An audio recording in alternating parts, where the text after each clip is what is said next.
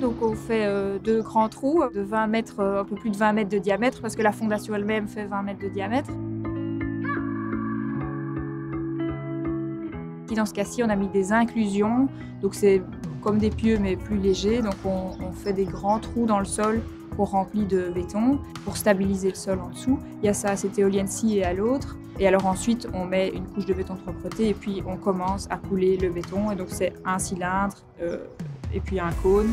Et à l'intérieur de tout ça, on met ce qu'on appelle la cage d'ancrage, qui est un cylindre avec des barres métalliques.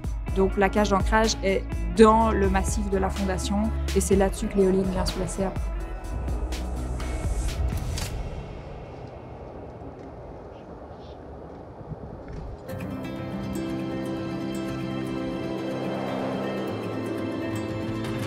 Donc il y a 5 morceaux de tour, il y a 5 sections de tour.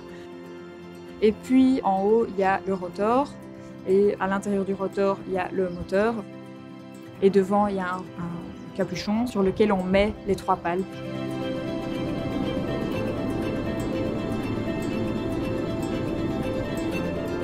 Ici, c'est une N117 et donc le nom de l'éolienne porte sur le diamètre des pales. Donc ça fait 117 mètres de diamètre. La hauteur totale, c'est presque 180 mètres. Et alors, jusqu'au centre des pales, donc jusqu'au hub, ça fait 120 mètres. Donc on a 2 éoliennes de 3,6 MW chacune, qui nous permettra de produire énormément d'électricité verte pour la région. Donc nous, en tant qu'usine, on va consommer à peu près 1/5 de l'énergie produite par ces éoliennes. Et le reste de la production passera sur la ville. 70% du temps, finalement, les éoliennes vont nous alimenter 100% en électricité verte, pure, donc vraiment de l'énergie durable.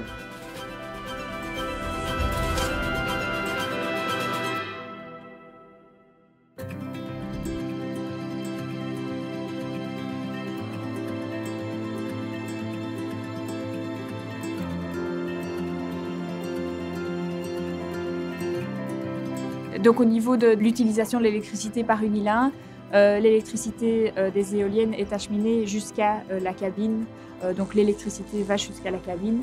Alors selon les besoins électriques d'Unilin, une part de l'électricité va chez Unilin et l'excédent va vers le réseau.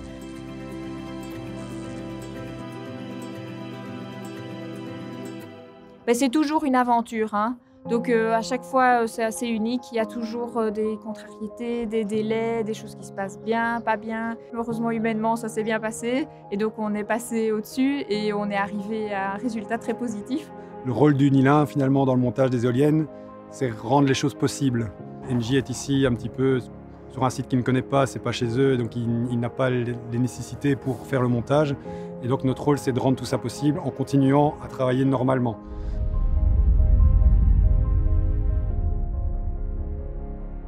Ça change l'usine d'un point de vue esthétique, ça change l'usine d'un point de vue image. Pour le site, je pense que c'est une bonne chose. Et puis ça s'inscrit dans le concept de durabilité, et donc l'image est bonne et c'est exactement ce qu'on veut montrer.